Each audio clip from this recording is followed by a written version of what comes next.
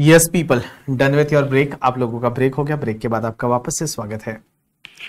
तो ब्रेक से पहले हम टैक्स रेट पढ़ रहे थे और टैक्स रेट हमने किस किस का पढ़ा। तो in case of the individual HUF, AOP, BOI, artificial juridical person, उनके केस में हमने केस टैक्स रेट पढ़ा।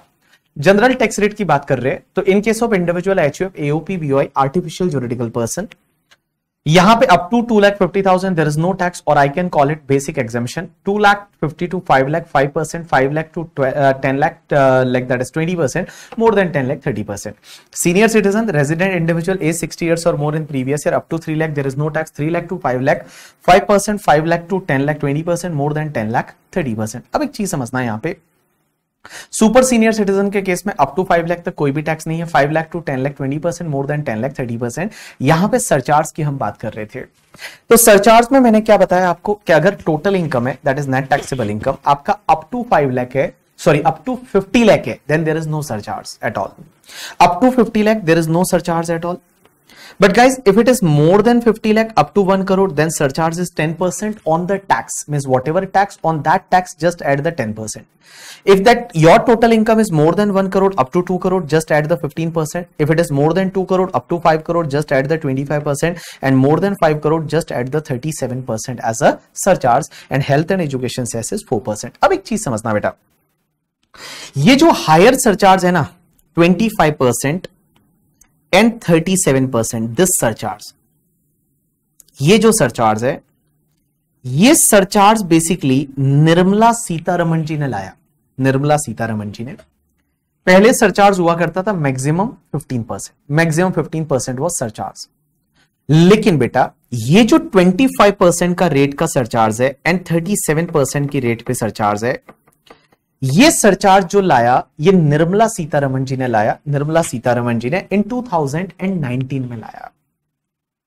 लेकिन जैसे ही ये सरचार्ज लाया ना, जब 25% 37%, तो अपना जो शेयर मार्केट है ना, वो शेयर मार्केट क्रैश होना चालू हुआ। शेयर मार्केट है वो क्रैश होना चालू हुआ क्योंकि इलेक्शन ईयर था। तो जैसे ही जुलाई में बजट लाया, बजट में उन्होंने अनाउंस कर दिया 25% सरचार्ज, 37% सरचार्ज। तो शेयर मार्केट ने इसको ऑब्वियसली जो है वो सही नहीं लिया।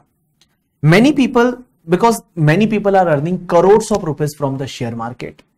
There dividend income is a crores of rupees, their dividend income, and here they are saying that you have to pay the surcharge of the 37% 25%। तो उन्होंने बोला कि इट इज अनफेयर। हम एक काम करते हैं, इंडिया से पैसा निकाल लेते हैं और बाहर के किसी शेयर मार्केट में लगाते हैं। बिकॉज 25% 37% सरचार्ज ऑब्वियसली बहुत ज्यादा सरचार्ज है। क्योंकि आप सोचेंगे, आप एक बात समझिए, आप लोग, आपकी टैक्स रेट मान लो 30% है, higher tax rate is 30%, so 30% is tax rate, plus if I add the surcharge of 37%, so plus 37% it comes to the 41.1%, and if I add the 4% of the health and education cess, effective tax rate जो है वो effective tax rate will be 42.744%. So 42.744% means 43% tax is very high tax ना। So क्या हुआ कि जो share market है वो शेयर मार्केट ने इसको थोड़ा अच्छे से नहीं लिया। जैसे ये निर्मला सीतारमण जी ने बजट में डाला, उसके बाद में शेयर मार्केट है वो धड़ाम से, सेंसेक्स है वो 2-3 हजार पॉइंट नीचे आ गया। 2-3 हजार पॉइंट जब प्रणव नीचे आया शेयर मार्केट, तो निर्मला सीतारमण जी को समझ में आया कि कुछ गड़बड़ हो गया है। तो निर्मला सीतारमण जी ने क्या किया पता है? निर्मला सीतारमण जी ने एक लॉ में अमेंडमेंट किया। और अमेंडमेंट कैसे किया वो मैं आपको बता दूं। लॉ में अमेंडमेंट किया निर्मला सीतारमण जी ने, और निर्मला सीतारमण जी ने एक प्रोविजन डाला कि भैया अगर आपका शेयर मार्केट से लॉन्ग टर्म कैपिटल गेन होता है, long term capital gain under section 112A। अब ये long term capital gain under section 112A क्या होता है मैं आपको पहले ये बता दूं।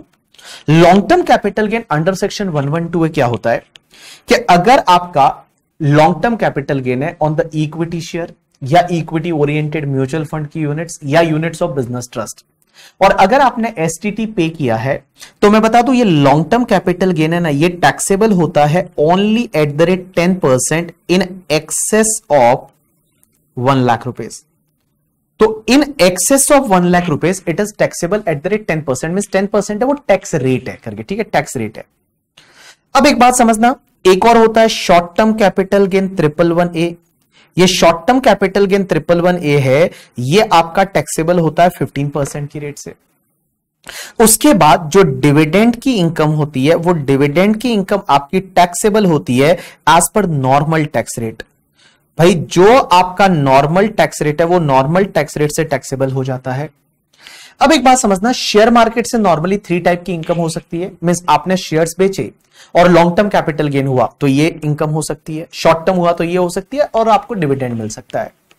तो निर्मला सीतारमण जी ने क्या किया, शेयर मार्केट वाले लोगों को थोड़ा खुश करने के लिए, जो बिग बिग इन्वेस्टर है करके, ठीक है, उनको थोड़ा खुश करने के लिए उन्होंने बोला कि चलिए ये जो 25% वाला जो सरचार्ज है एंड 37% वाला सरचार्ज है, ये मैं नहीं लूंगी अगर आपकी इनकम ये 3 सोर्स से है। Means your income is basically from the long term capital gain under section 112A और short term capital gain 111A और डिविडेंड है कितना भी अमाउंट हो करके, मैं 25% 37% सरचार्ज है वो मैं इस टैक्स पे नहीं लूंगी। मींस जो भी टैक्स आएगा उस टैक्स पे आपका मैक्सिमम सरचार्ज जो है, वो मैक्सिमम सरचार्ज उन्होंने बोला 15%। मैक्सिमम सरचार्ज है वो 15% रहेगा। मींस यहां पे आपका 25% एंड गाइस 37% सरचार्ज नहीं रहेगा। 25% एंड 37% सरचार्ज नहीं रहेगा। Here maximum surcharge is a 15%। Maximum surcharge है वो आपका 15% की रेट से रहेगा। आपका कितना भी ये इनकम हो, कितना भी ये इनकम हो करके मैक्सिमम सरचार्ज कितना रहेगा आपका 15%। अब एक चीज समझना, इस साल बाय द फाइनेंस बिल 2022 जब निर्मला सीतारमण जी लेके आई तो उन्होंने एक और बेनिफिट दिया, एक और बेनिफिट दिया, और उन्होंने यहां पे बोला कि अगर आपका कोई दूसरा लॉन्ग टर्म कैपिटल गेन होता है जो कि सेक्शन 112 में टैक्सेबल होता है, और लॉन्ग टर्म कैपिटल गेन जो 112 में टैक्सेबल होता है उस पे आपकी जो टैक्स रेट होती है उस पे 20% टैक्स रेट है। इस पे भी इन्होंने इस बार से बेनिफिट दिया बाय फाइनेंस एक्ट 2022 से। यहां पे फाइनेंस एक्ट 2022 से इन्होंने लॉन्ग टर्म कैपिटल गेन जो 112 वाला होता है, normal long term capital gain है जो कि आपका 20% की रेट से टैक्सेबल होता है, उस पे भी बोला कि आपका मैक्सिमम सरचार्ज है वो आपका 15% रहेगा। तो अब मैं आपको ये बोल सकता हूं कि 4 तरह की जो इनकम है, 4 तरह की इनकम कौन कौन सी, एक तो आपका long term capital gain 112A वाला जो कि शेयर मार्केट में होता है, दूसरा तुम्हारा short term capital gain 111A वाला जो शेयर मार्केट से होता है, तीसरा डिविडेंड का इनकम, और चौथा आपका लॉन्ग टर्म कैपिटल गेन 112। ये 4 इनकम ऐसी है जिसपे कितना भी इनकम हो आपको ये सरचार्ज 25% 37% है वो आपको हिट नहीं करेगा। ये 25% 37% सरचार्ज आपको हिट नहीं करेगा। मींस यहां पे मैक्सिमम सरचार्ज जो टैक्स पे आएगा वो कितना आएगा, 15% आएगा। 15% से ज्यादा आपको सरचार्ज हिट नहीं करेगा। Means maximum surcharge can be 15% only. अब एक चीज समझना, मैं आपको एक एग्जांपल सिखाने वाला हूं और उस एग्जांपल पे आप ध्यान देना। मैंने बोला 4 तरह की इनकम, कौन सी, लॉन्ग टर्म कैपिटल गेन 112 है, शॉर्ट टर्म कैपिटल गेन 111 है, डिविडेंड का इनकम और normal long term capital gain. ये normal long term capital gain कौन सा होता है, कोई भी लॉन्ग टर्म कैपिटल गेन, जैसे आपने प्रॉपर्टी बेची, मैंने मान लो प्रॉपर्टी बेच दी, मैंने जो प्रॉपर्टी बेच दी, तो मैंने जब प्रॉपर्टी बेचा तो प्रॉपर्टी के केस में जो मेरा इनकम है वो लॉन्ग टर्म कैपिटल गेन 20% से जाता है, तो उस पे भी जो सरचार्ज है मैक्सिमम सरचार्ज 15% लग सकता है बेटा। 25% 37% सरचार्ज नहीं लगेगा। मैक्सिमम 15% सरचार्ज आ सकता है, कभी भी 25% 37% सरचार्ज है वो नहीं आएगा। अब एक और चीज समझना, वीरेंद्र बोल रहा है कि फ्यूचर ऑप्शन भी इसमें जाता है। Answer is no. Future option में जो भी आप डेरिवेटिव्स में ट्रेड करते हो वो आपका बिजनेस का इनकम होता है। डेरिवेटिव्स है वो डेरिवेटिव्स इसमें नहीं जाता, वो बिजनेस का इनकम होता है, नॉर्मल बिजनेस होता है करके, ठीक है, नॉर्मल बिजनेस होता है, बिजनेस का इनकम में जाता है डेरिवेटिव। जो फ्यूचर ऑप्शन है अपन पढ़ेंगे सेट ऑफ कैरी फॉरवर्ड में वगैरह, बीजीबीपी में पढ़ेंगे। फ्यूचर ऑप्शन है वो आपका कहां जाता है, फ्यूचर ऑप्शंस वाला जो पार्ट है वो आपके बिजनेस में जाता है। अब एक चीज समझना, आपका थोड़ा ध्यान इधर होना चाहिए अभी, बिकॉज नेक्स्ट 5 मिनट्स में एक कॉन्सेप्ट जो मैं आपको सिखाने वाला हूं, अगर आपको एक बार में समझ में आ गया इसका मतलब आप समझ लिए, और अगर आपको ये समझ में नहीं आया तो ये लास्ट तक आपको समझ में नहीं आएगा। तो I just need your 100% attention for next 5 minute. आप सिर्फ 5 मिनट दे दीजिए, ये कॉन्सेप्ट आपके दिमाग में ऐसा फिट बैठ जाएगा कि आपको कभी भूल नहीं पाओगे। बट सिर्फ 5 मिनट मुझे दे दीजिए। चलिए, आपका ध्यान पूरा इधर होना चाहिए और मैं आपको सिखाने वाला हूं यहां पे ऑल पीपल पे अटेंशन। तो मैं यहां पे एक टेबल बना दूं और उस टेबल के हिसाब से बताऊंगा। तो जैसे मान लो एक बंदा है जिसका नाम है मिस्टर बीबी, मैं मेरी बात कर रहा हूं, मेरे को कुछ इनकम हुई, मैं यहां पे ले रहा हूं केसेस 1 2 3 4 केसेस बताऊंगा। उसके बाद मेरा कैपिटल गेन 112 वाला लॉन्ग टर्म कैपिटल गेन या 112A वाला या 111A वाला कितना है, एंड डिविडेंड इनकम है वो कितना है। इसको मैं बोल देता हूं एक बार के लिए स्पेशल इनकम, क्योंकि इन इनकम पे जो टैक्स आएगा उस पे मैक्सिमम सरचार्ज 15% हो सकता है, उससे ज्यादा नहीं हो सकता। उसके बाद मेरी अदर इनकम कितनी है और इन दोनों को टोटल करूंगा तो मेरी आ जाएगी टोटल इनकम। इन दोनों को टोटल करूंगा तो मेरी आ जाएगी टोटल इनकम। अब मैं आपको बताऊंगा कि सरचार्ज कितना लगेगा। Surcharge on tax on capital gain and dividend, means जो भी आपका डिविडेंड और कैपिटल गेन पे टैक्स आएगा उस पे सरचार्ज कितना लगेगा। और दूसरा मैं सिखाऊंगा सरचार्ज ऑन बैलेंस टैक्स, जो बैलेंस टैक्स आएगा उस पे आपका सरचार्ज कितना आएगा। तो चलिए, आपका ध्यान थोड़ी देर के लिए इधर होना चाहिए। Next 5 minutes I just need your 100% attention for next 5 minutes. तो इधर देखिए, चलिए हमको आपका चाहिए अटेंशन 5 मिनट के लिए।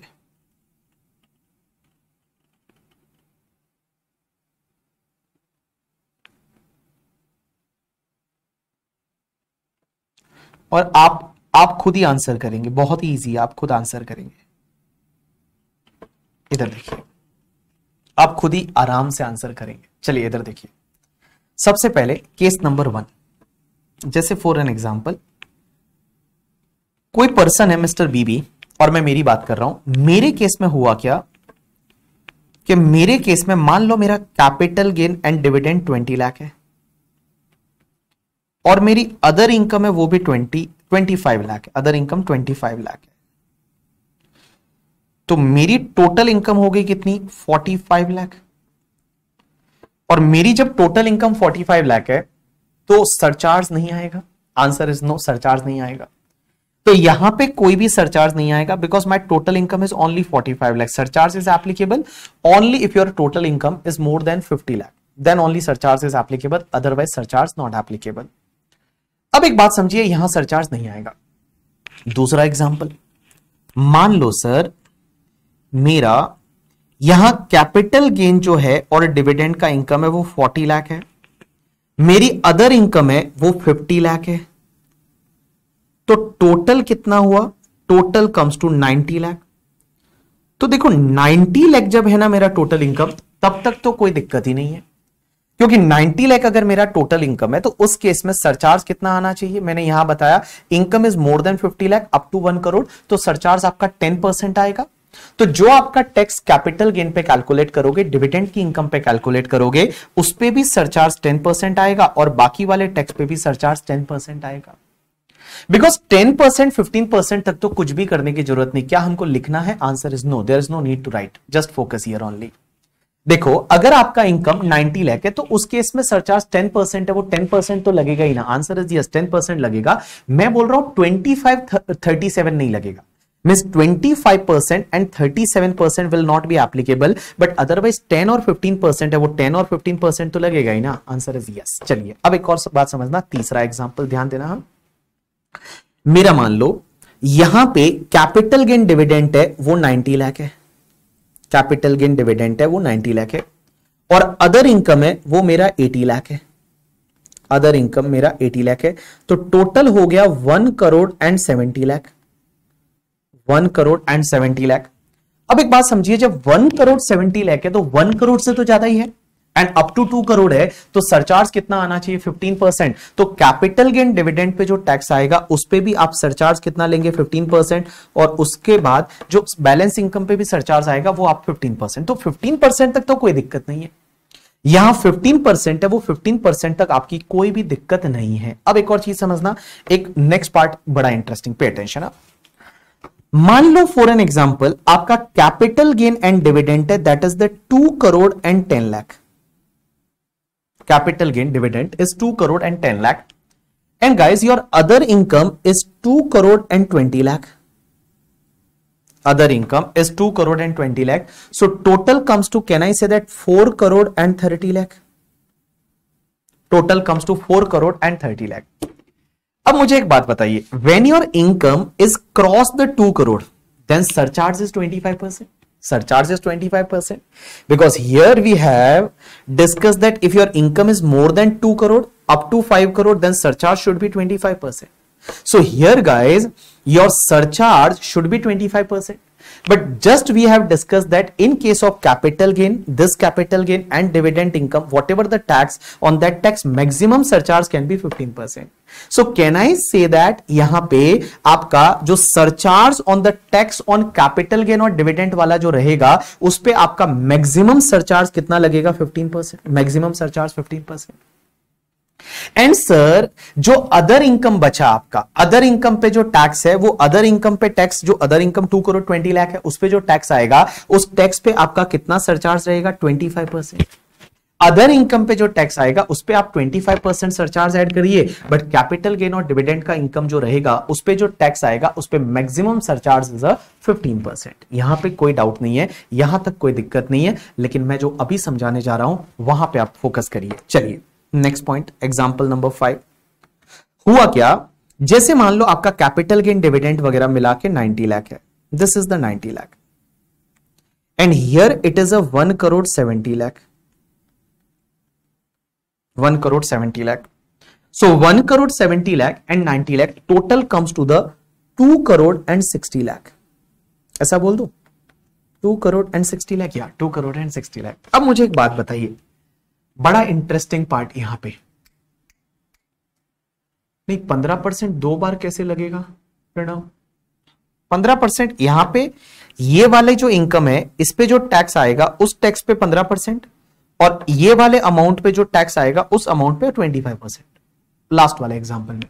अब ये वाला एग्जांपल सबसे इंटरेस्टिंग है, एक बात समझिए, यहां पे आपका 90 लाख का कैपिटल गेन डिविडेंड है, 1 करोड़ 70 का दूसरा इनकम है, तो टोटल इनकम इज 2 करोड़ 60।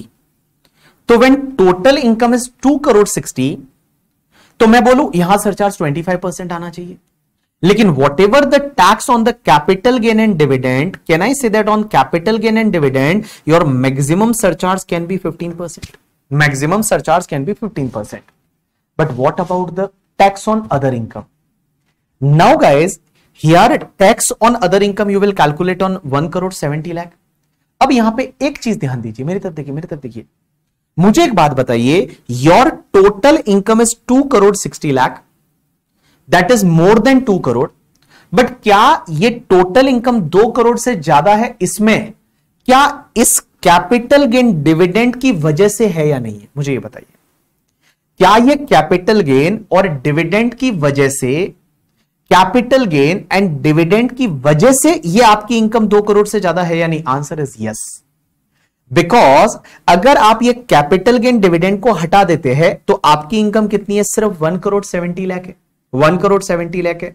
तो लॉ मेकर्स यहां पे ये बोलते हैं कि जो बैलेंस इनकम पे जो टैक्स आएगा ना, उस पे भी सरचार्ज आपका 15% रहेगा, उस पे भी सरचार्ज जो है वो आपका 15% रहेगा, क्योंकि आपकी जो अदर इनकम है, देखिए ऊपर वाले एग्जांपल में क्या था कि this income was more than 2 crore, but guys this income was more than 2 crore not only due to this capital gain and dividend, because your other income itself was more than 2 crore. भाई तुम्हारा जो अदर इनकम है वो other income अपने आप में 2 करोड़ से ज्यादा था, जो तुम्हारा अदर इनकम है वो अदर इनकम अपने आप में 2 करोड़ से ज्यादा था। यहां पे अदर इनकम अपने आप में 2 करोड़ से ज्यादा नहीं है, तो इस इनकम पे जो भी आपका टैक्स आएगा उस टैक्स पे आप सरचार्ज कितना लेंगे? मैक्सिमम 15%, मींस यहां पे भी आपका 15% आएगा। Hope so you understood my point. You understood? We will take certain more example, don't worry about that. तो यहां पे आप कितना लेंगे, इस पे भी 15%, मींस ये जो इनकम पे टैक्स आएगा उस पे भी 15%। अब एक और चीज समझना, एक और एग्जांपल लेता हूं, समझने की कोशिश करना। हाँ देखिए, जैसे फॉर एन एग्जांपल हुआ क्या, एग्जांपल नंबर 6, आपका ये जो इनकम है वो 3 करोड़ है, 3 करोड़ है, capital gain dividend is 3 crore, लेकिन other income is only 40 lakh rupees, other income is 40 lakh rupees. So total comes to 3 crore and 40 lakh, total comes to 3 crore and 40 lakh. अब मुझे एक बात बताइए, when this total income is more than 2 crore तो यहां पे सरचार्ज 25% आना चाहिए, लेकिन गाइस कैपिटल गेन डिविडेंड पे मैक्सिमम कितना आएगा, 15%। अब मुझे एक बात बताइए, अब मुझे एक बात बताइए, इधर देखिए, इधर देखिए, इधर देखिए, इधर देखिए, इधर देखिए, मेरी तरफ देखिए, मेरी तरफ देखिए, मेरी तरफ देखिए, यहां पे सर अदर इनकम जो है उस पे जो टैक्स आएगा, अदर इनकम पे जो टैक्स आएगा, बैलेंस इनकम पे जो टैक्स आएगा, उस पे सरचार्ज कितना ले, क्या उस पे सरचार्ज है हम ले ही नहीं, क्या इस 40 लाख पे जो टैक्स आएगा उस पे सरचार्ज लगेगा ही नहीं? राइट आंसर इज सरचार्ज लगेगा। कितना लगेगा भाई, 15% सरचार्ज तो लगेगा ही लगेगा ना, 15% सरचार्ज तो लगेगा ही लगेगा ना, because guys your surcharge depends on your total income ना, your total income is more than 1 crore, here your total income is more than 1 crore ना, टोटल इनकम 1 करोड़ से ज्यादा है, 15% सरचार्ज तो लगेगा ही लगेगा। आपको सिर्फ ये चेक करना है कि 25% लगेगा या नहीं लगेगा। मीन्स यार पूजा, एक बात समझ, यहां पे आपका जो टोटल इनकम है, total income means all income की total minus deduction, that is itself is more than 1 crore. तो जब ये 1 करोड़ से ज्यादा है, तो 1 करोड़ से ज्यादा है तो 15% सरचार्ज तो लगेगा ही लगेगा। आपको ये चेक करना है कि 25% लगेगा या नहीं लगेगा, आपको यह चेक करना है कि 25% लगेगा या नहीं लगेगा, वो आपको चेक करना है। तो यहां पे 15% है, वो आपका मैक्सिमम, इस पे कितना लगेगा 15%, और अदर इनकम पे आप यहां पे ऐसा नहीं बोल सकते कि sir other income is only 40 lakh तो इस वाले टैक्स पे तो कोई सरचार्ज नहीं लगना चाहिए, ऐसा नहीं है। लॉ मेकर्स बोलते हैं 15% तो लगेगा ही लगेगा, हितेश 15% तो लगेगा ही लगेगा। यहां पे आपको यह देखना है कि 25%, 37% लगेगा या नहीं लगेगा, that you have to check. Means 25% या 37% है, वो लगेगा या नहीं लगेगा, वो आपको चेक करना पड़ेगा। बट बेटा 15% है, वो 15% तो आपका लगेगा ही लगेगा। यू गॉट माई पॉइंट और नॉट? यस। अब एक और चीज समझना आप लोग, इधर देखिए बेटा, पॉइंट नंबर 7, यहां पे आप ध्यान देना, और पॉइंट नंबर 7 आपको इजीली समझेगा। जैसे मान लो फॉर एन एग्जाम्पल, आपका कैपिटल गेन का और डिविडेंड का इनकम है 1 करोड़, अदर इनकम जो है वो आपका मान लो 7 करोड़ है, तो टोटल हो गया आपका 8 करोड़, टोटल इनकम 8 करोड़ हो गया। अब एक बात समझना आप लोग, इधर देखना आदित्य, आदित्य इधर देखना, Shikha no, Shikha no, not possible. Means 15% तो लगेगा ही लगेगा, ठीक है। चलिए अब एक चीज समझना, इधर देखना, इधर देखना, इधर देखना, total income is more than 50 lakh, then 10% लगेगा ना, अप टू 1 करोड़ है तो 10% लगेगा, 1 करोड़ से ज्यादा है तो 15% लगेगा। देखो 15% तक तो कोई दिक्कत ही नहीं है, 25, 37 लगेगा या नहीं लगेगा वो चेक करना है। तो देखिए बेटा, यहां पे आपको देखना है टोटल इनकम कितना है, 8 करोड़ है, तो टोटल इनकम जब 8 करोड़ है तो आपका सरचार्ज तो 37% लगना चाहिए। लेकिन एक बात बताओ, आपका कैपिटल गेन और डिविडेंड वाला इनकम है, उस पे जो टैक्स आएगा उस पे मैक्सिमम सरचार्ज कितना लगेगा, 15%। अब एक बात समझिए, आपका जो अदर इनकम है वो अपने आप में 7 करोड़ है, तो क्या अदर इनकम अपने आप में मोर देन 5 करोड़ है या मोर देन 2 करोड़ है या नहीं? Answer is yes. Other income जो है वो अपने आप में 2 करोड़ से भी ज्यादा है, 5 करोड़ से भी ज्यादा है, तो मैं बोलूं अदर इनकम पे इस पे जो टैक्स आएगा उस पे सरचार्ज कितना लगेगा, 37%। उस पे जो टैक्स आएगा उस टैक्स पे आपका सरचार्ज कितना लगेगा, 37%। लेकिन एक चीज समझना, अब एक और एग्जांपल नंबर 8, इधर देखना, इधर देखना, इधर देखना, इधर देखना, एग्जांपल नंबर 8। एग्जांपल नंबर 8 में मान लो आपका ये कैपिटल गेन डिविडेंड का इनकम है वो आपका 6 करोड़ रुपीस है, कैपिटल गेन डिविडेंड का 6 करोड़ है, और आपका अदर इनकम है वो for an example other income है वो आपका 4 करोड़ 70 लाख रुपीस है। तो टोटल कितना हुआ आपका 10 करोड़, या मैं एक काम करता हूं, उसको 60 लाख कर देता हूं, इतना बड़ा अमाउंट ना करके इसको 60 लाख कर लेता हूं। तो इसको मैं 60 लाख कर देता हूं एंड 4 करोड़ 70 लाख, तो टोटल आपका कितना हो जाएगा 5 करोड़ एंड 30 लाख। अब एक बात बताइए, आपका जो डिविडेंड है और कैपिटल गेन है वो आपका कितना है 60 लाख है, तो 60 लाख पे जो भी टैक्स आएगा, अब आपका यहां पे देखोगे तो टोटल तो आपका 5 करोड़ से ज्यादा है, टोटल 5 करोड़ से ज्यादा है, टोटल है वो 5 करोड़ से ज्यादा है, तो यहां 37% आना चाहिए। लेकिन कैपिटल गेन और डिविडेंड पे जो भी टैक्स आएगा उस पे मैक्सिमम सरचार्ज आपका कितना आएगा 15% आएगा, तो यहां पे आप 15% लेंगे। और गाइस अब एक बात बताइए, ये जो आपकी ये तो 5 करोड़ से ज्यादा है तो 37% आना चाहिए। आपको ये देखना है क्या other income itself is more than 5 crore और not, answer is no. Other income is not more than 5 crore, here other income is not more than 5 crore, other income is less than 5 crore करके, ठीक है। तो यहां पे मैं एक बात बताऊं, अदर इनकम जो है, ये एक बात बताइए, ये टोटल इनकम 5 करोड़ को क्रॉस कर रहा है, इसमें किसकी वजह है, ये कैपिटल गेन डिविडेंड की वजह से है। तो कैपिटल गेन डिविडेंड की वजह है, तो यहां पे पूछा आपका अदर इनकम पे जो टैक्स आएगा उस पे सरचार्ज आपका 25% रहेगा। अदर इनकम पे जो टैक्स आएगा उस पे सरचार्ज 25% रहेगा, क्योंकि ये अपने आप में 5 करोड़ से ज्यादा थोड़ी है। अदर इनकम अपने आप में अगर 5 करोड़ से ज्यादा होती तो उस केस में आप यहां पे 37% लेते, बट ये 5 करोड़ से ज्यादा नहीं है, बट मोर देन 2 करोड़ है, तो ऑब्वियसली यहां पे 25% सरचार्ज आएगा on the tax on other income.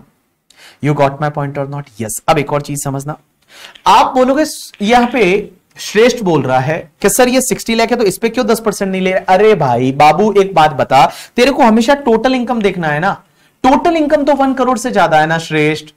देख 15% तो लगेगा ही लगेगा, आंख बंद करके चल। अगर 1 करोड़ से ज्यादा है total income is all type of income, if this total income is more than 1 crore तो 15% तो लगेगा ही ना लगेगा। तुझे ये देखना है 25% या 37% लगेगा या नहीं लगेगा। अब एक बात बता, 15% तो यहां लगेगा ही लगेगा, तो यहां पे कैपिटल गेन और इस पे लगना तो कितना चाहिए, दोनों पे मिला के 37 लगना चाहिए था, बट यहां पे कैपिटल गेन डिविडेंड पे कितना लगेगा 15। अदर इनकम क्या अपने आप में 2 करोड़ से ज्यादा है तो 25% लगता, और अगर अपने आप में 5 करोड़ से ज्यादा है तो 37% लगता। अदर इनकम आपका कितना है 4 करोड़ 70 लाख है, जो कि आपका 2 करोड़ से ज्यादा है, तो अदर इनकम पे जो टैक्स आएगा उस पे आपका 25% की रेट से सरचार्ज लगेगा करके, ठीक है। चलिए अब एक और काम करते हैं अपन, चलिए इधर देखिए सब लोग, लास्ट एग्जाम्पल एक और ले लेते हैं, दैट इज एग्जाम्पल नंबर 9। मान लो स्पेशल इनकम है वो सिर्फ 50 लाख है, एंड गाइस अदर इनकम जो है वो अदर इनकम कितना लू मैं, शिखा अदर इनकम कितना लू, तू जो बोलेगी वैसा लूंगा, तू बता दे अदर इनकम कितना लू। तूने बोला स्पेशल इनकम 50 लाख ले लीजिए, अदर इनकम कितना लू। हाँ मतलब पहले है ना, पहले आपको टोटल इनकम देखना है, टोटल इनकम आपको देखना है और उस पर सरचार्ज कितना है वो देखना है। तो 15% तक तो कोई दिक्कत ही नहीं है, 25 और 37 लगेगा नहीं लगेगा वो आपको चेक करना है। शिखा तू बता, चल 9 में मैंने ले लिया आपका डिविडेंड और ये स्पेशल इनकम है वो 50 लाख का है, और अदर इनकम में 5 करोड़ से ज्यादा ले लू, चल ले ले 5 करोड़ से ज्यादा, तो ये मैंने 6 करोड़ ले लिया, तो 6 करोड़ 50 लाख आ गया। अब एक बात बता, अदर इनकम जो है, अदर इनकम क्या टोटल इनकम जो है वो आपका 1 करोड़ से ज्यादा है। एक बात बता, ये जो है ये आपका 1 करोड़ से ज्यादा है तो 15% सरचार्ज तो आएगा ही आएगा, 15% तक तो चेक ही नहीं करना। तो और इस पे आपका जो टैक्स आएगा इस पे सरचार्ज कितना रहेगा 15%। अब आपको ये देखना है कि भैया 37% 25% आएगा या नहीं। Other income is more than 5 crore, answer is yes. तो अदर इनकम पे जो टैक्स आएगा उस पे आपका 37% की रेट से सरचार्ज आ जाएगा।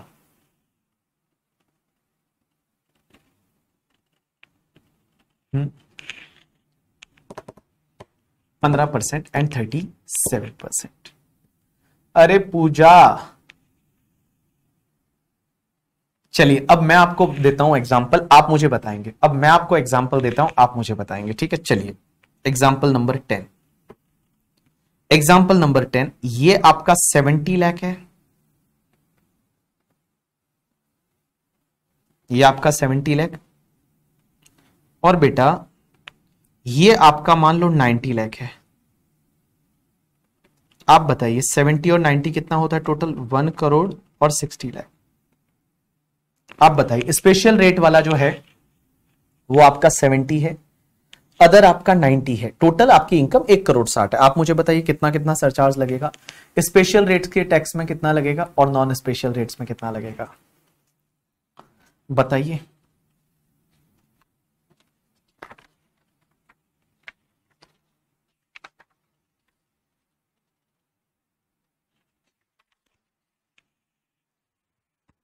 Right answer is at both place 15-15%। At both place 15-15%, कोई दिक्कत नहीं है। चलिए अब एक और एग्जांपल, कि मान लो आपका स्पेशल रेट्स वाला 1,20,00,000 है और नॉन स्पेशल वाला जो है दैट इज 1,80,00,000 है, तो टोटल कम्स टू 3 करोड़। बताइए मुझे, अब बताइए। स्पेशल वाला 1,20,00,000, other is 1,80,00,000, total comes to 3 crore. बताइए।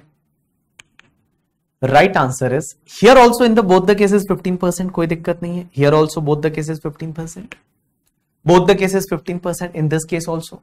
हाँ चलिए अब एक बात समझिए, अगर मैं क्वेश्चन नंबर 12 लास्ट लेता हूं, ये आपका 90 लाख है, 90 लाख है, और ये आपका 2,40,00,000 है, तो टोटल हो गया आपका 3,30,00,000। अब बताइए, अब बताइए, अब बताइए, 90 लाख एंड 2,40,00,000।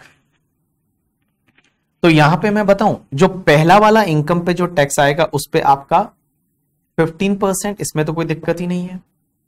और जो अदर इनकम पे टैक्स आएगा उस पे मैं बताऊं कितना, कितना हेमंत, कितना 25%। Yes exactly, you are correct यार, एग्जैक्टली आप एकदम सही जा रहे हो, कोई दिक्कत नहीं है। तो इतने सारे एग्जाम्पल मैंने यहां पे कराए। चलिए अब अपन एक काम करेंगे, अपन बुक से कुछ एग्जांपल्स देखेंगे। तो चलिए अगर आपके पास बुक है तो आ जाइए बुक पे, और अगर आपके पास बुक नहीं है तो आप इधर ध्यान दीजिए करके, ठीक है। चलिए तो हम लोग चल रहे हैं पहले टॉपिक पे, और पहला टॉपिक है that is related to the आपका topics tax rate for the assessment year 23-24 के लिए। तो सबसे पहले पेज पे मैंने आपको टैक्स रेट के बारे में बात की हुई है। तो देखिए ये सब चीजें मैंने आपको बताई। इन case of individual, HUF, AOP, BOI, artificial juridical person और टैक्स रेट, बेटा क्या कितना टैक्स लगता है, 2,50,000 इज बेसिक एग्जाम्पशन, कोई भी टैक्स नहीं, ये मैंने बताया। सीनियर सिटीजन मैंने बताया, सुपर सीनियर सिटीजन के केस में बताया। उसके बाद एक सीबीडीटी का सर्कुलर मैंने आपको बताया, और सीबीडीटी के सर्कुलर में मैंने आपको बताया कि भैया अगर कोई 60th और 80th बर्थडे सेलिब्रेट कर रहा है on this particular date, then it is assume that he has completed the particular age on 31st March 2023 and he can claim the enhance basic exemption का बेनिफिट। अब एक बात समझो, इसको मैंने एक शॉर्टकट में बता रखा है, एक बहुत अच्छे से देखिए क्या लिखा हुआ है। तो अगर आपकी total income up to 50 lakh है तो बेटा आप सरचार्ज ले लीजिए, कुछ भी सरचार्ज नहीं आएगा।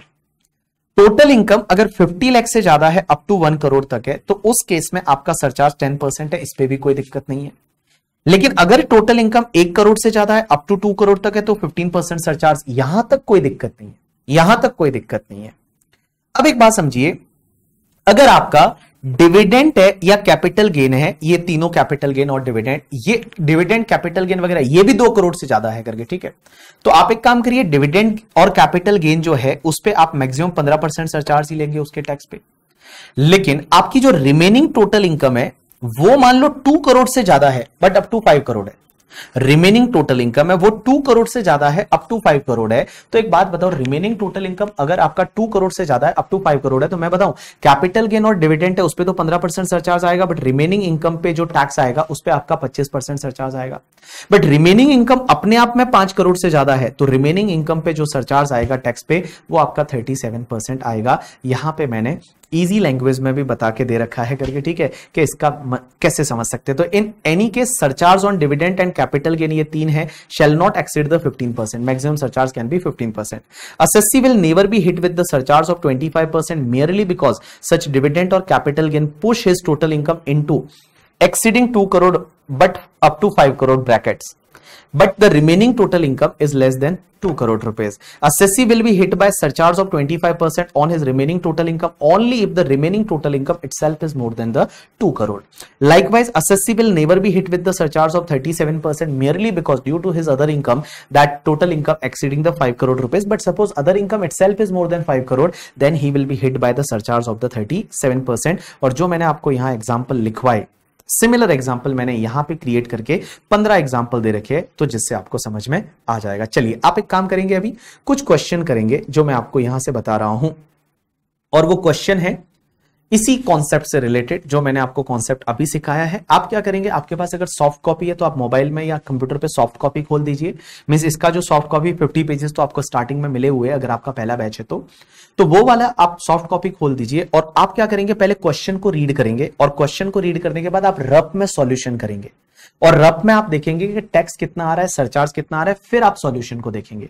तो हमेशा ये अपना एक स्टैंडर्ड रूल रहेगा पढ़ने का कि पहले आप क्या करेंगे कि जो भी कॉन्सेप्ट है वो जो भी क्वेश्चन है उसका सॉल्यूशन पहले खुद ट्राई करेंगे, और उसके बाद सॉल्यूशन आप देखेंगे। डायरेक्टली आप सॉल्यूशन नहीं देखेंगे, ऐसे टिक मारने की जरूरत नहीं है, आप पहले खुद करने का ट्राई करेंगे, फिर आप सॉल्यूशन देखेंगे। अब एक और चीज समझना, यहां पे एक चीज है ना हितेश, वो बड़ा ध्यान देना करके, ठीक है, कि जो भी आपका कैपिटल गेन 112A वाला होता है ना, तो 112A वाला जो शेयर मार्केट में कैपिटल गेन होता है, जैसे ये 25 लाख है, तो आप टोटल इनकम में पूरा 25 लाख लेंगे, बट टैक्स किस पे लगता है पता है, इन excess of the 1 lakh.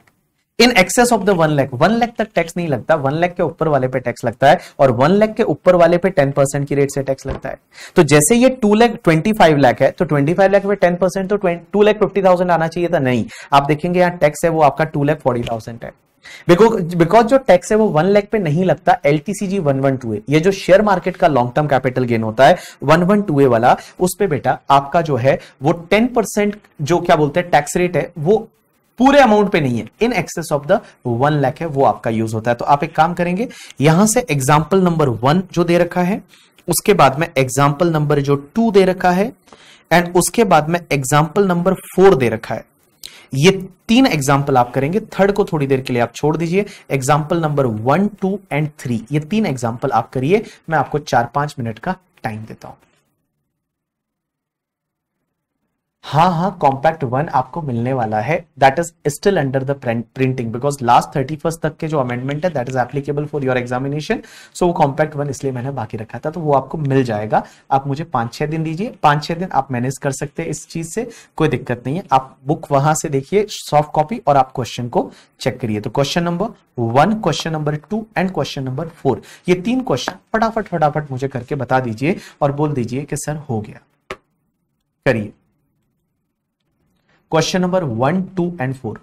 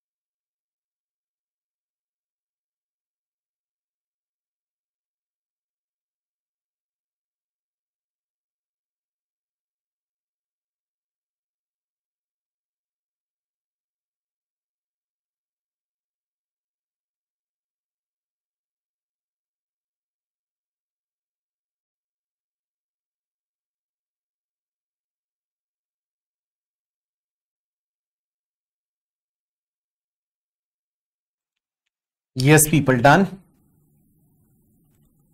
Done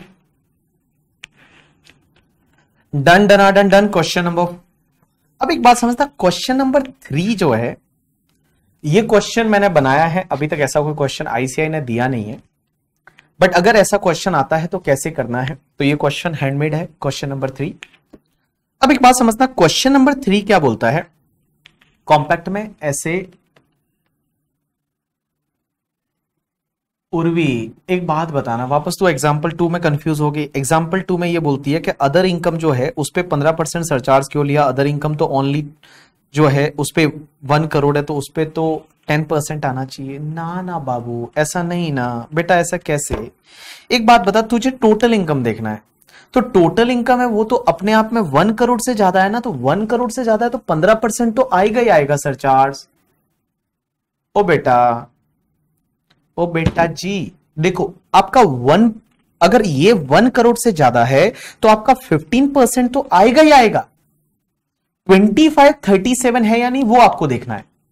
जैसे इस एग्जांपल में एक बात बता, इधर देख बेटा, इधर देख, जैसे आपका ये जो आपका क्या बोलते हैं, ये मान लो फॉर एन एग्जांपल ये वाले पार्ट में, ये वाले पार्ट में एक एग्जांपल लेते हैं, यहां पे आपका फॉर एन एग्जांपल, हाँ ये वाला, तो ये वाले में जैसे मान लो आपका ये कैपिटल गेन स्पेशल वाला इनकम है, स्पेशल वाला total income excluding special income, तो ये मान ले तेरा नॉर्मल इनकम है, ये स्पेशल इनकम है, तो ये नॉर्मल इनकम ये वाला है और ये स्पेशल इनकम 3 करोड़ है, टोटल 3 करोड़ 60 हो गया। तो 3 करोड़ 60 हो गया, तो कैपिटल गेन पे अब आपको 15% तो लगेगा ही लगेगा, तो कैपिटल गेन और उस पे 15% और बाकी वाले पे भी 15% आएगा, अदर वाला जो है उस पे भी 15% आएगा, 15% तो आएगा ही आएगा ना यार। चलिए अब एक चीज समझिए, आपका ये हो गया, तो क्वेश्चन नंबर 3 पे चलते हैं। 3 एक हैंडमेड क्वेश्चन है और ये क्वेश्चन क्या बोलता है, देखिए, mister BB is a resident, age 31 years, गलत लिखा मेरा, 33 हो गया यार, ठीक है, 31 year. His income detail for the previous year 22-23 are as follows, income की डिटेल दे रखी है। कैपिटल गेन 112A वाला जो है वो आपका 2 लाख है, कैपिटल गेन 111A वाला है वो आपका 4 लाख है, और डिविडेंड का इनकम यहां पे है 13 लाख, और अदर इनकम है 3 करोड़ 34 लाख।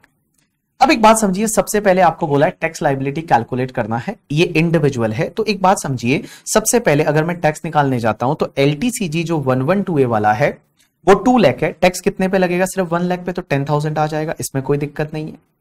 अब एक बात समझिए, एसटीसीजी 111A वाला 4 लाख है, इस पे 15% की रेट से टैक्स कितना आ जाएगा, 60,000। डिविडेंड का इनकम तो नॉर्मल टैक्स रेट से टैक्सेबल होता है ना, डिविडेंड का इनकम है वो तो नॉर्मल टैक्स रेट से टैक्सेबल होता है, तो यहां पे डिविडेंड 13 लाख है और अदर इनकम 3 करोड़ 34 लाख है, तो ये टोटल मिला के आपका 3 करोड़ और 47 लाख हो गया। तो 3 करोड़ 47 लाख पे आपने टैक्स कौन सी रेट से निकाला, नॉर्मल टैक्स रेट से निकाला, स्लैब रेट से निकाला, तो ये स्लैब रेट से टैक्स आ गया।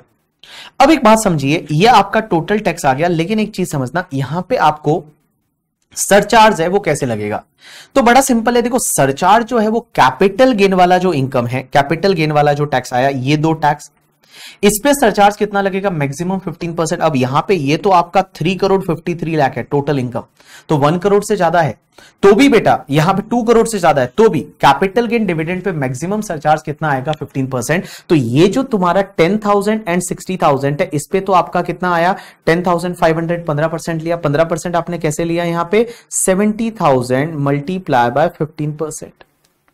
अब एक चीज समझना, जो डिविडेंड का इनकम है उस पे टैक्स को कैसे सेग्रीगेट करेंगे, क्योंकि यहां पे आपने जो टैक्स निकाला है, यहां पे डिविडेंड और अदर इनकम दोनों इंक्लूड हो गई, और उस पे जो टैक्स आपने 1 करोड़ 2,22,500 निकाला है, इसमें से मैं डिविडेंड वाले टैक्स को अलग कैसे करूं, क्योंकि डिविडेंड का जो टैक्स है उस पे आपका मैक्सिमम 15% ही सरचार्ज लग सकता है।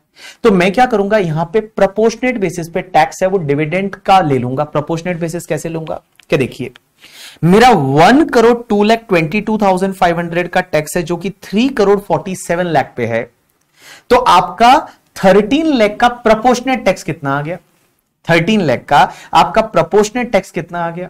तो मुझे एक बात बताइए, यहां पे आपका टैक्स ऑन डिविडेंड मैंने नीचे दे रखा है, आपका 1 करोड़ 2,22,500 ये वाला जो टैक्स है वो 3 करोड़ 47 लाख पे है, और मल्टीप्लाई बाय डिविडेंड का इनकम कितना है 13 लाख, तो ये 3,82,976 आपका डिविडेंड पे टैक्स आ गया प्रोपोर्शनेटली। तो जो डिविडेंड पे टैक्स आया दैट इज द 3,82,976, इस पे मैक्सिमम सरचार्ज कितना 15% लगेगा।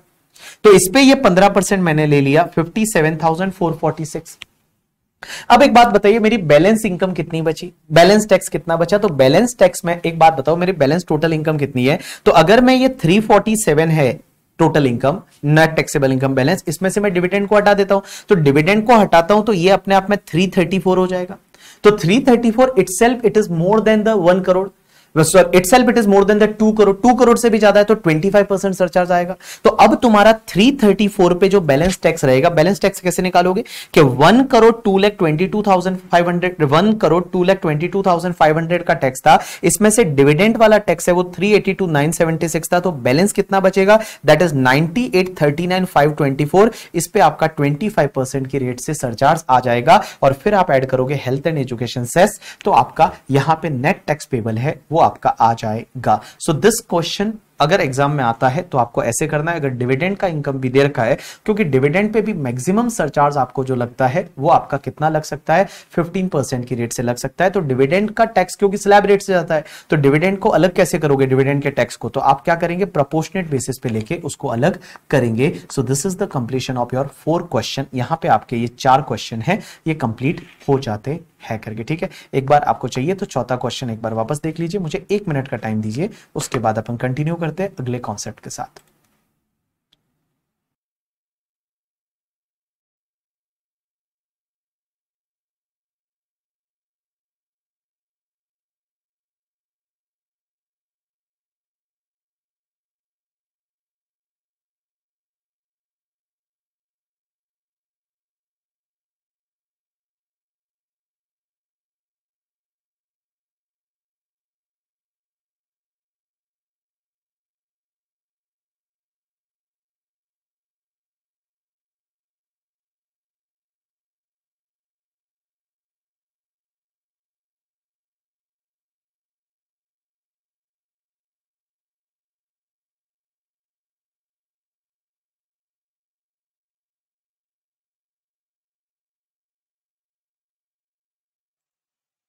डन, चलिए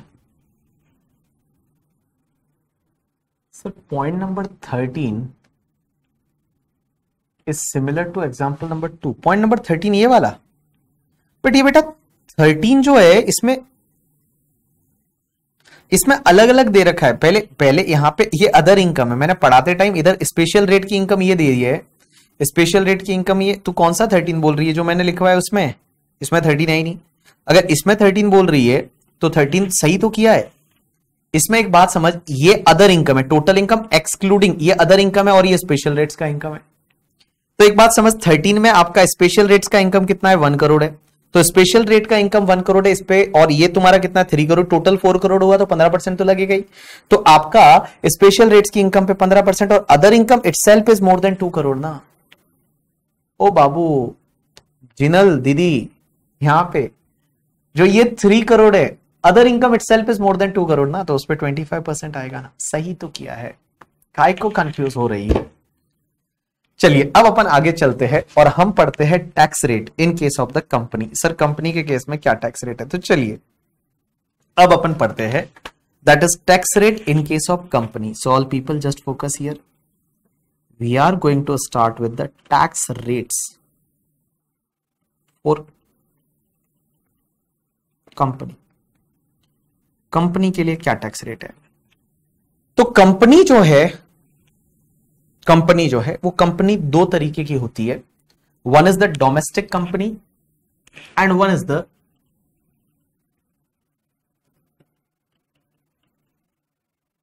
निखिल बोल रहा है कि अगर मान लो टोटल इनकम 2 करोड़ ही होता, अप टू 2 करोड़ होता, तो डिविडेंड को नहीं बाइफरकेट करने की जरूरत ही नहीं है ना। अगर टोटल इनकम 2 करोड़ है तो 15% सरचार्ज ले लो, खत्म हो गई बात, कुछ करने की जरूरत ही नहीं है। चलिए tax rate for a company, company के लिए टैक्स रेट क्या है, तो देखिए कंपनी में 2 तरीके की कंपनी, एक होती है आपकी डोमेस्टिक कंपनी और एक होती है आपकी foreign company.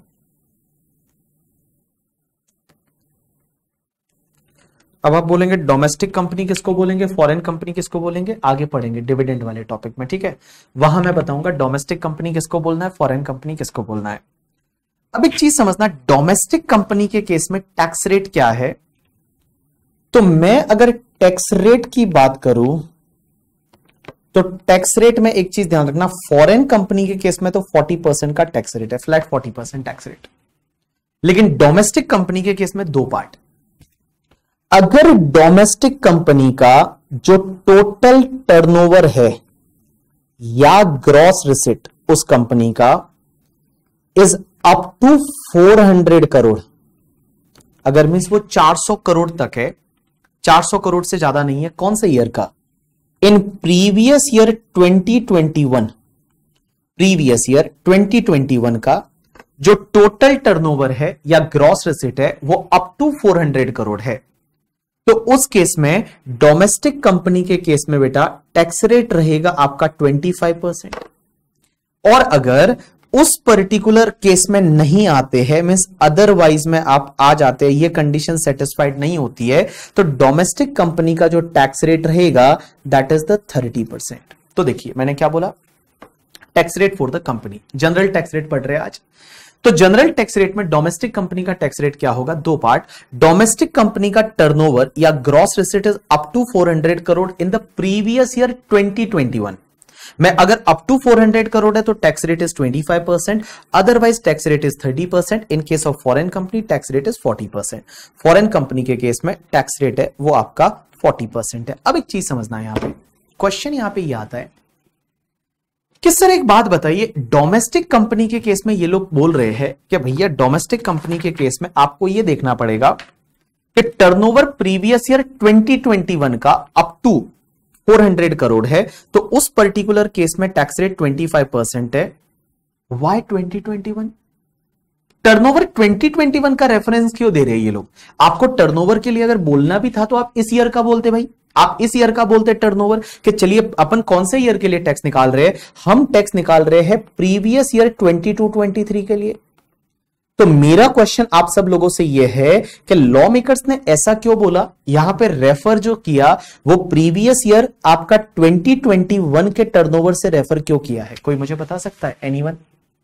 Can anyone explain that why they have referred the turnover of 2021? कि 2021 का टर्नओवर है वो 2021 का turnover is up to 400 crore, तो आपको इस साल में 25% का टैक्स रेट, अदरवाइज आपका 30% का tax rate. So can anyone explain me that why they have mention about why they have given the reference of the previous year 2021 turnover? इस साल का बोल देते यार, प्रीवियस ईयर 2022-23 का बोलते। Why they refer the previous year 2021 turnover? Can anyone tell me why? अच्छा इस साल का बोलता है, एंड में पता चलेगा तो अपन तो रिटर्न फाइल करेंगे तब टैक्स तो भरना है ना, तो पता चल जाएगा ना, रिटर्न फाइल करेंगे तब तक तो। चलो लास्ट ईयर का बोल देते, why they are talking about last to last year, why they are talking about last to last year? क्या उस ईयर का टर्नओवर उस डोमेस्टिक कंपनी का अप टू 400 करोड़ है तो 25%, अदरवाइज आपका 30%। Why it is? चलिए किसी ने बोला है कि कोविड, ड्यू टू कोविड में भी new tax regime came from 2021। कुछ हुआ होगा उस ईयर में specifically, if we advance tax, कोई बोल रहा है कोविड, कोई बोलता है, maximum people mention about COVID, due to COVID. इसलिए कि उस साल का टर्नओवर जो है वो अप टू 400 करोड़ था, तो इस साल में आपको 25% की रेट से टैक्स लगेगा।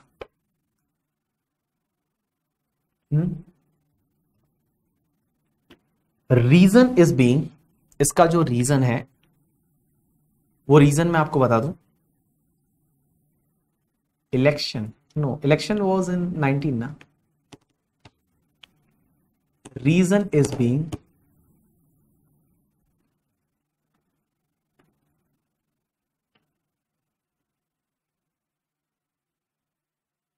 क्या खुशियामा मेंशन द राइट आंसर? मैं बता दूं, चलो एक बात बताऊं, इंडियन जो माइंड है ना, इंडियन माइंड, वो चिटिंग कर सकता है, और चिटिंग कर सकते थे अगर उन्होंने प्रीवियस ईयर, अगर उन्होंने करंट ईयर के टर्नओवर की बात की होती। अगर यहां पे उन्होंने बोला होता प्रीवियस ईयर 22-23 का turnover is up to 400 crore, then people may manipulate the turnover. वो प्लानिंग कर सकते थे, वो क्या करते हैं पता है, टर्नओवर बढ़ाते ही नहीं, मतलब टर्नओवर को सेल्स रिटर्न बता देते, समथिंग कर देते, and they can manage the turnover of the current year. Current year का टर्नओवर आप मैनेज कर सकते हैं, इसके लिए उन्होंने इस साल के टर्नओवर का जिक्र नहीं किया। तो सर लास्ट ईयर का टर्नओवर बोल देते कि लास्ट ईयर का टर्नओवर, प्रीवियस ईयर 2021-22 का turnover. Why they are talking about previous year 2021 का टर्नओवर? रीजन इज बीइंग कि गाइस अगर 2021 का टर्नओवर बोलते ना तो भी आप मैनिपुलेट कर सकते थे। कैसे? क्योंकि बजट आया, that budget is on the 1st Feb 2022 and in that previous year can I say that the Feb and March आपके हाथ में था।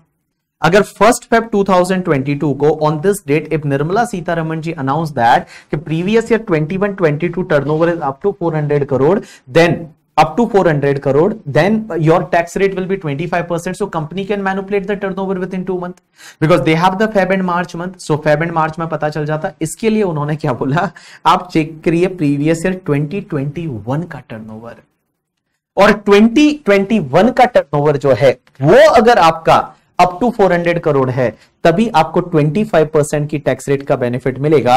अदरवाइज बेटा आपको 30% की टैक्स रेट से टैक्स पे करना पड़ेगा in the current year. So that's the reason behind that they mention the turnover of previous year 2021 because people can not change the turnover of that year. That year का already finalization हो चुका होगा, उस year का सब complete हो चुका होगा। आज की डेट में आप उस ईयर का टर्नओवर चेंज नहीं कर सकते, ग्रॉस रिसीट चेंज नहीं कर सकते। That's why they have referred the turnover of the previous year 2021। So in that year if your turnover of the domestic company was up to 400 crore, then in current year tax rate is 25%, otherwise your tax rate is 30%, foreign company tax rate is 40%। अब यहां पे question आता है कि sir एक बात बताइए, अगर कोई कंपनी ऐसी है जो उस साल में थी नहीं, कोई कंपनी ऐसी है जो उस साल में नहीं थी, means company was not there in that year, company is incorporated in last year only, in the previous year 21-22, या फिर कंपनी जो इनकॉर्पोरेट है वो इसी साल में हुई है 22-23। My question to all of you, can that company can get the benefit of 25% tax rate और not? If company is a new company, yes, हाँ प्रॉफिट इस साल का लेंगे, उस पे टैक्स निकालेंगे, बट टर्नओवर उस ईयर का देखना है टैक्स रेट के लिए। मेरा क्वेश्चन ये है, if company is newly incorporated then what will happen? If company is newly incorporated तो क्या होगा?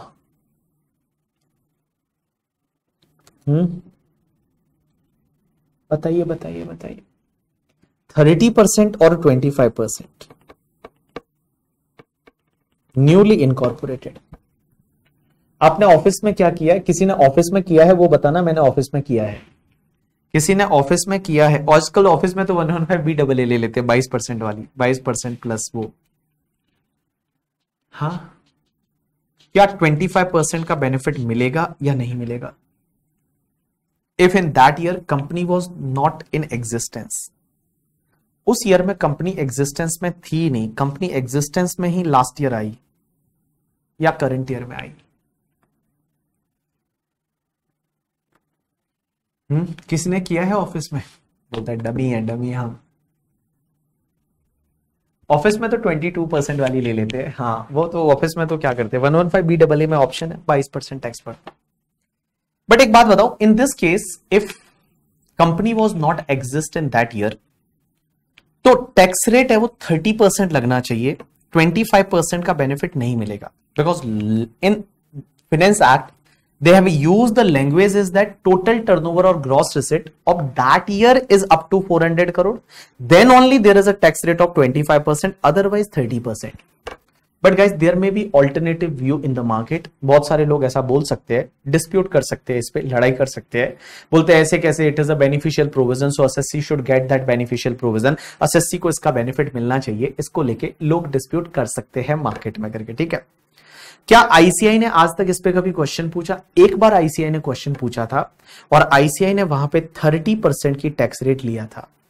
आईसीआई ने वहां पे 30% की टैक्स रेट लिया था। एक एमसीक्यू पूछा था आईसीआई ने कि उस ईयर में कंपनी नहीं थी, कंपनी न्यूली इनकॉर्पोरेटेड, तो उस केस में उन्होंने 30% की रेट से टैक्स लगाया था करके, ठीक है।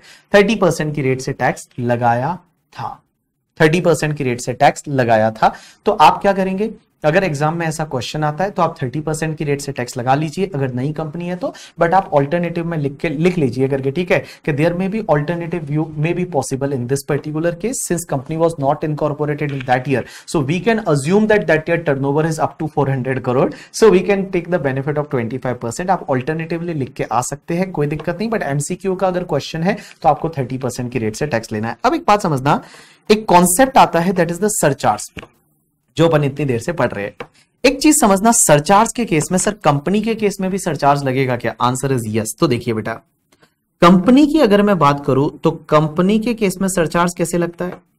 तो कंपनी के केस में जो डोमेस्टिक कंपनी है और उसके बाद फॉरेन कंपनी, अगर डोमेस्टिक कंपनी के केस में net taxable income is more than 1 crore and up to 10 crore, तो आपका जो सरचार्ज लगेगा ना वो 7% लगेगा डोमेस्टिक कंपनी के केस में।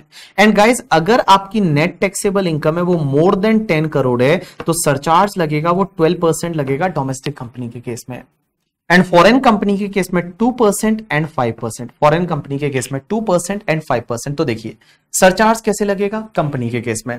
तो अगर मैं बात करूं डोमेस्टिक कंपनी की, तो उसमें आपको देखना पड़ेगा कि आपका टोटल इनकम कितना है। अगर टोटल इनकम जो है net taxable income that is more than 1 crore, 1 crore का लिमिट है, यहाँ पे 50 लाख वाला नहीं है, जो इंडिविजुअल एचयूएफ एओपी भी आर्टिफिशियल जुरिडिकल पर्सन में पढ़ा था वहां 50 लाख था, यहाँ 1 करोड़ है। तो 1 करोड़ से ज्यादा इनकम है, अप टू 10 करोड़ है, तो आपका surcharge will be 7%। And if net taxable income is more than 10 crore then surcharge will be 12%। net taxable income more than 10 crore then surcharge will be 12%.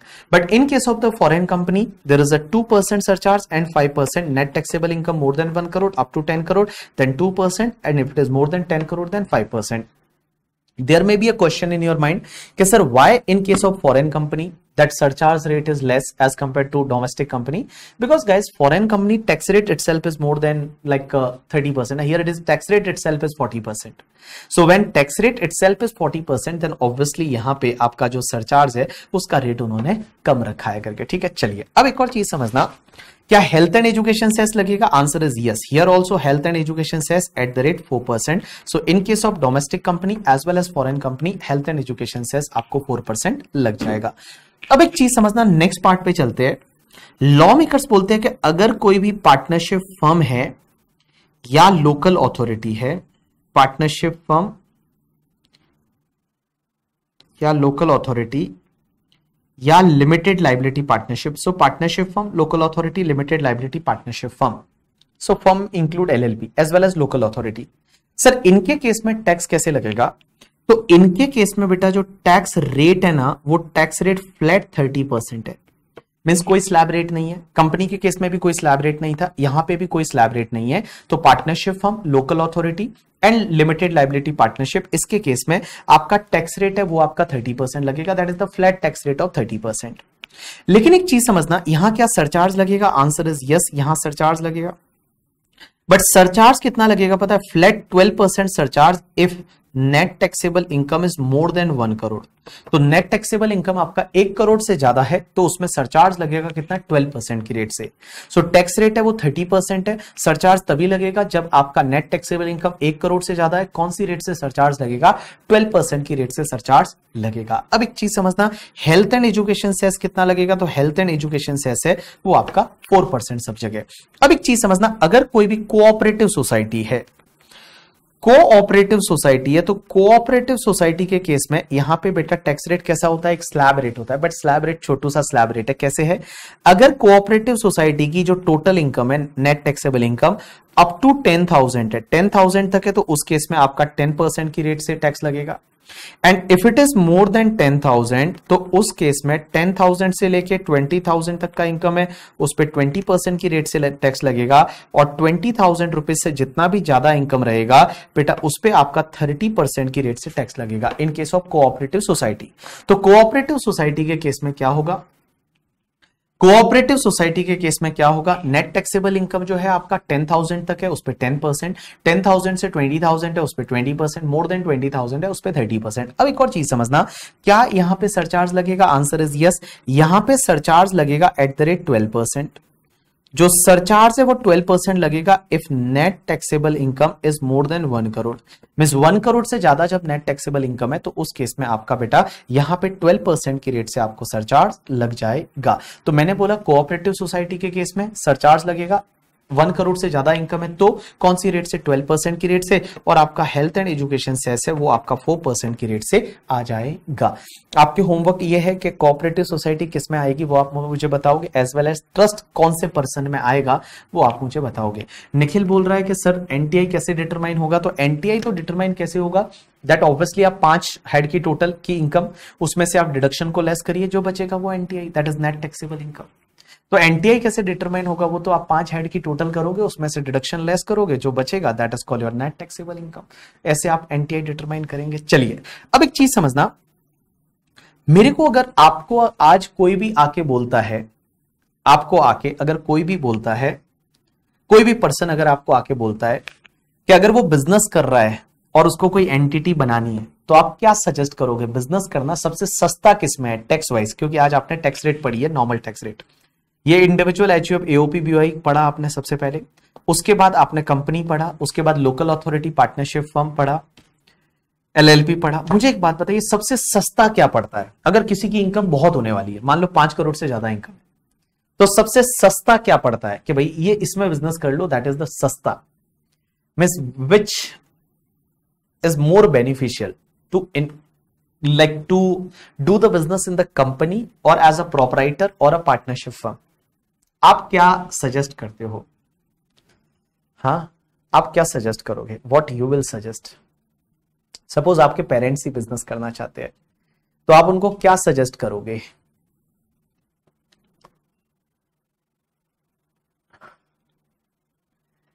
Maximum लोग बोल रहे हैं sole proprietor is more beneficial। Why sole proprietor is more beneficial? In sole proprietor there is a tax rate of 43%।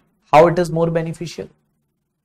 Because tax, अगर मैं 5 करोड़ से ज्यादा का income है, 5 करोड़ से ज्यादा का इनकम है, what you will suggest?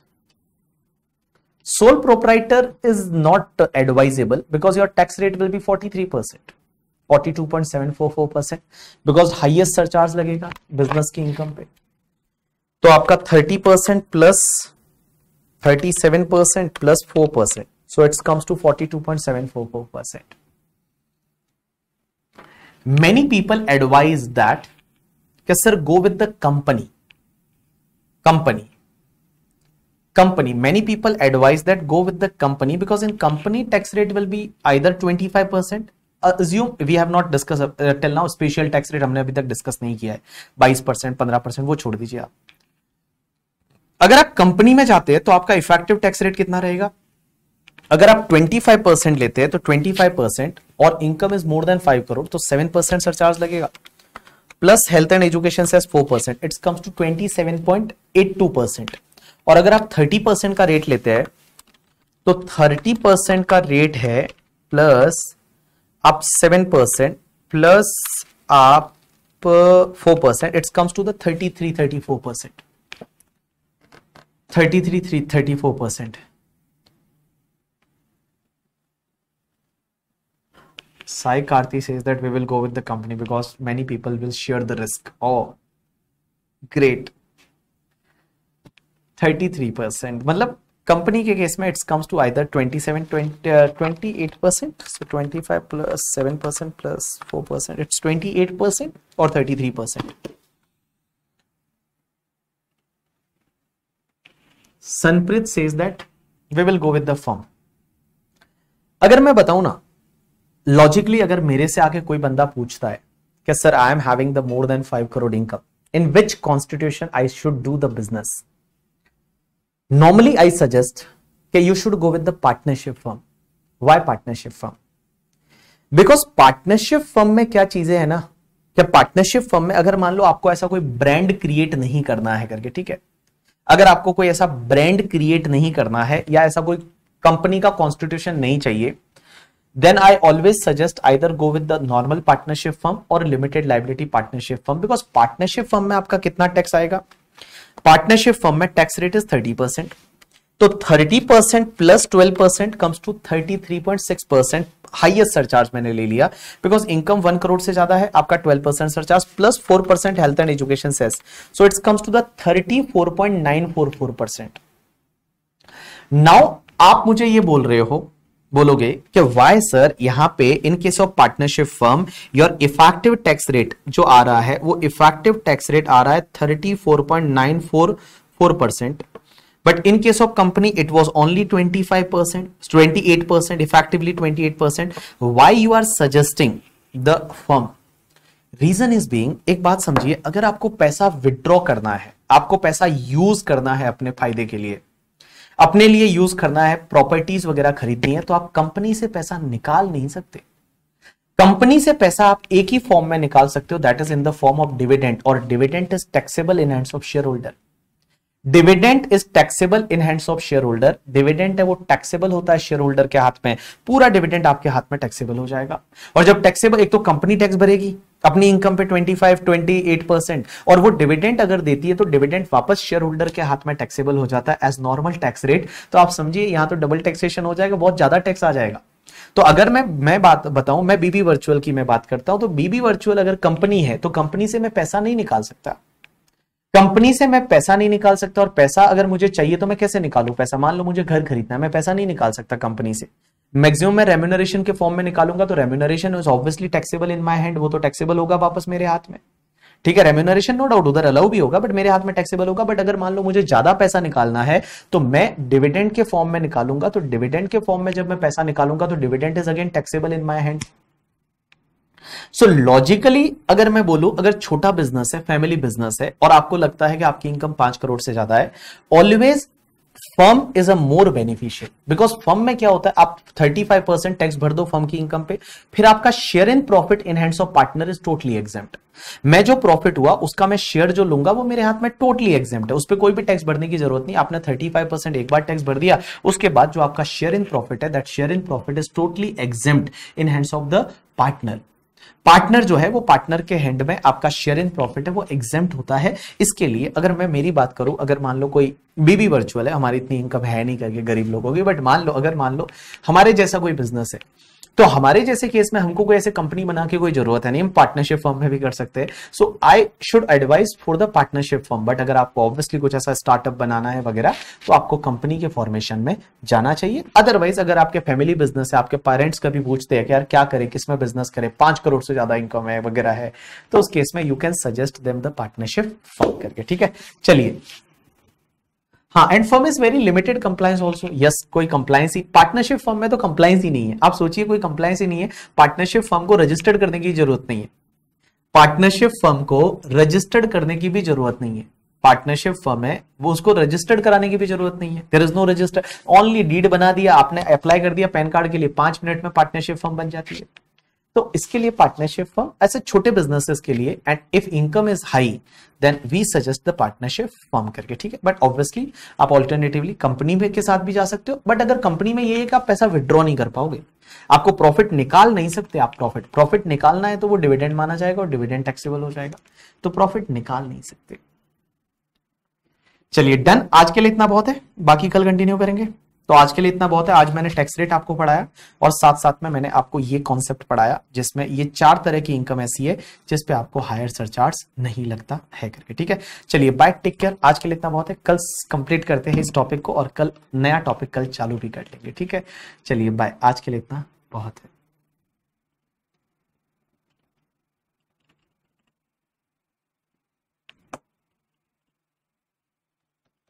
चलिए बाय, टेक केयर।